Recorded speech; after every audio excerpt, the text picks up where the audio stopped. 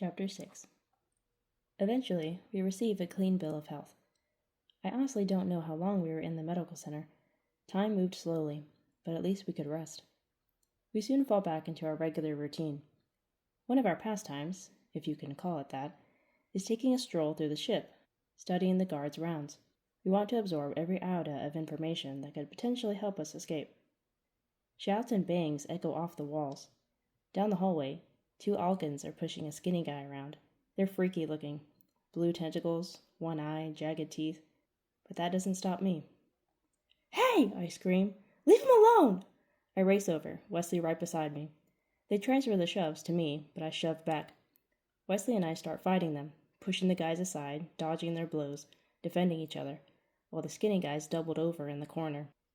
Wesley gets knocked to the ground. Then the bullies pick me up with their tentacles, and I'm suddenly thrown down the hall, colliding into Wesley and the victim. Let's just say if I was a bowling ball, I picked up the spare.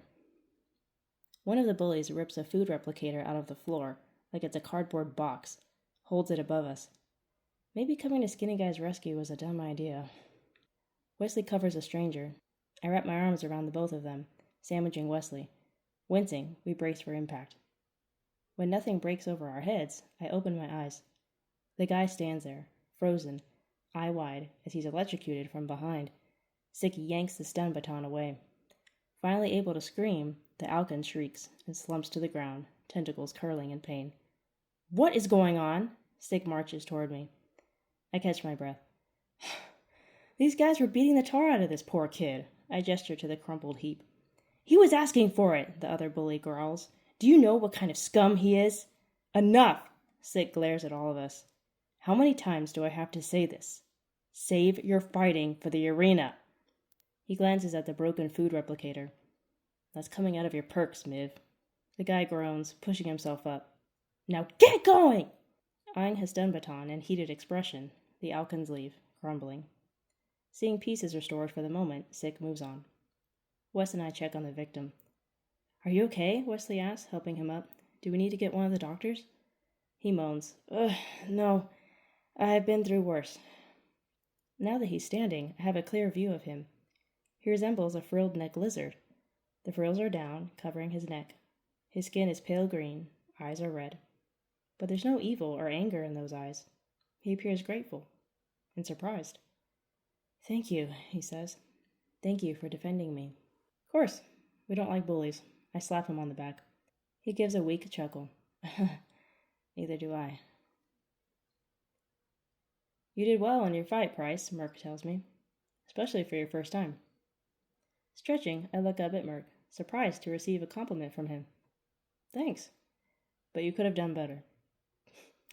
I immediately deflate, though I find myself holding back a laugh. "If you want to win, you need to listen to me." "Yeah, I know," I answer quietly. "It's just hard when—" I swallow my excuse. "I'll do better this week." "You will. We'll practice harder and longer, whatever it takes." I suddenly start to wonder, does my fighting grade reflect Merc's training? If I do poorly, will they see that as a poor student or a poor trainer? Will he be punished if I don't do well? Just another worry and more pressure to add to my overflowing plate. Merc steps off the mat and folds his arms across his chest. "Show me how to block." I throw my elbow up. "Don't expose your side." "Sorry." I try again. "Better. Remember, Riley, do not exert too much energy in a block. Your power must be in your attacks. Blocking, dodging, backing up, parrying away hits, those must be reflexive. You can't afford to waste your energy." I nod. "Right." We go through a series of drills. How to keep my balance after taking a hit. I practice flipping him over my shoulder, tripping him up and pinning, landing and tumbling correctly when he throws me. Then for the finale, I do a few punches, kicks, and spinning kicks, a long combination of moves that he's taught me. Again. Breathing hard, I go through it once more. Again. He keeps saying it, and I keep doing it until he's satisfied. "Good. Very good." He grips my shoulder and pats it as I go to my knees in exhaustion. "What do you see when you enter the ring?"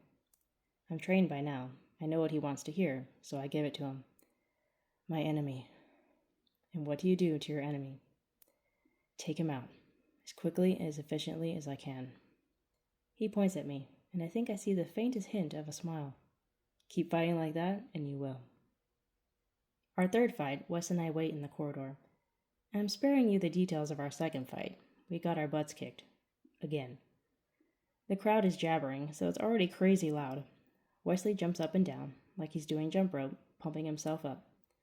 Lately, my brother and I have been going early or staying late for our training sessions.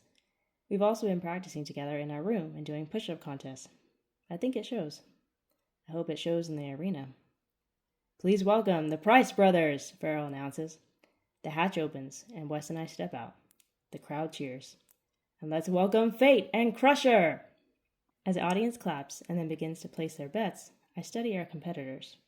One is thin but well-built, with blue stripes on his arms and face. The other has brown skin tone and a peanut-shaped head. Don't mean to be insulting, but that's the first thing that comes to mind. The alarm goes off, signaling for us to start beating the snot out of each other.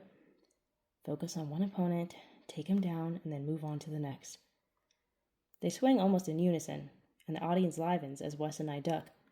We stay on defense in the beginning, and then I attack. Advancing quickly, I punch my enemy 3 times in the face. I sense the crowd is surprised. I surprise myself. I glance at Wesley, and he seems to be holding his own. But even that moment of distraction, and I'm feeling pain as fate sucker punches me in the face. I go to the floor and shake the pain out of my head. Shake away the voices that say I'm not good enough, that I'm a loser, that I should just lie there, give up, and give in to the pain. Letting anger override those thoughts, I launch to my feet, respond with a spinning kick that puts Fate on his heels. Then I block and kick, dodge and punch, spin and deflect, get punched and go down. But I rise and keep going. I'm in the rhythm now, and I can feel the momentum shifting. The pain is starting to numb. Finding a burst of energy, Fate rushes and tackles me, smashing me against the wall. But I get him in a headlock and then knee him twice in the gut, then finish with an uppercut that sends him flying. He rolls on his side, bleeding, groaning. The floor glows orange, telling me he's out. He's out. I did it! I won! I actually beat someone! I sigh in relief and grief. I did that to him. I'm responsible. A heavy weight collides into me from behind, and I realize it's my brother. We both fall to the floor in a heap. But when we rise, I see the fear in Crusher's eyes. Fate's being dragged out of the arena. Crusher is now alone. Wes and I can't back off now. This is not practice. This is a real, legit fight. Gathering his courage, Crusher throws a punch, but I dodge and land a solid kick to his exposed side. Ah! He clutches his ribs and backs off. I start to feel bad for him. You want to forfeit? I ask. I know that's not allowed, but I can't help but offer. He just snarls and goes after Wesley, who blocks several blows and finishes with a punch. I jump in and it feels wrong, the whole 2 against 1, but hey, I didn't make the rules. I keep giving the guy chances to stop, to give up, but he has a warrior's heart, and he goes on until he can't. Wesley and I both kick him in the stomach, and he drops. Lies there for a moment. The ground glows orange. The alarm goes off. That's it. This fight is over and done. The crowd is on their feet, chanting our last name. I catch my breath as so many emotions want to overtake me. Relief that it's over, guilt for hurting someone, empowerment and pride that we defended ourselves. We won. I can hardly believe it. Wes and I did it. We won. Together. Grinning, I high-tin my brother, sweat and blood dripping down our faces, bruises galore. But I guess that's the face of a winner. After visiting the medical center to get patched up, Wesley and I stagger down the hallway toward our room. But halfway there, a guard approaches us. Price Brothers, you've been assigned new quarters. I blink. Really? On account of your victory. This way.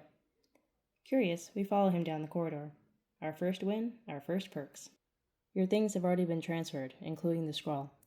He gestures toward the room, offering it to us, and then leaves. Wes and I peek inside. Wow! The room is huge compared to our last one, at least double in size. Instead of cots, we have full-size beds.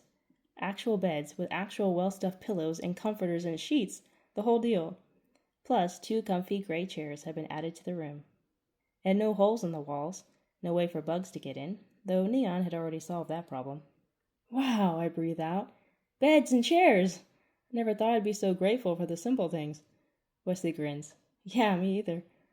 I fight the urge to jump on the bed like a 5-year-old. I'm too sore. Besides, the ceiling is kind of low, so I wouldn't want to bust my head.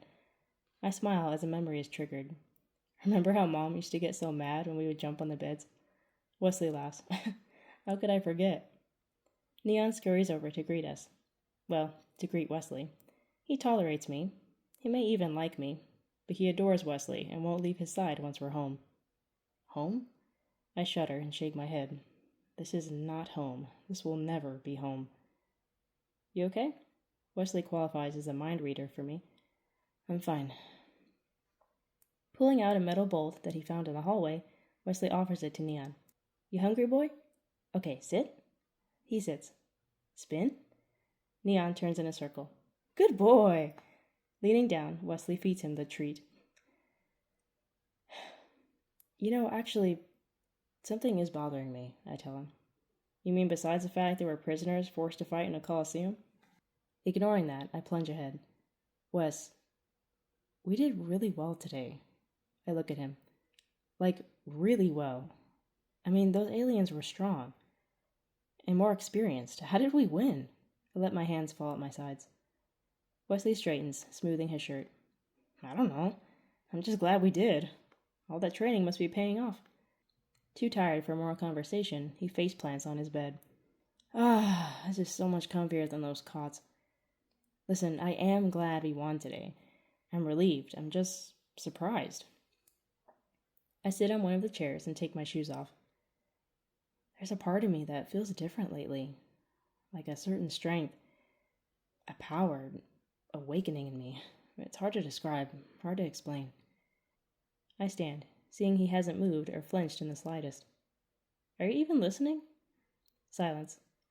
My eyebrows furrow. Wesley is breathing, right?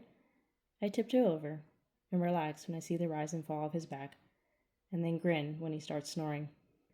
That was fast. Easing his tennis shoes off, I cover him with a sheet. Neon jumps on the bed and curls up beside him. I give the dragon a pat.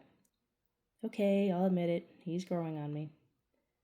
Wandering to the sink, I rinse with the teeth-cleaning liquid and then spit. I smile wide at the mirror. My teeth look whiter than they ever have. If we ever escape this place, I'm taking this bottle with me. Sighing, I stretch out on my very own full-size bed and let the exhaustion take me.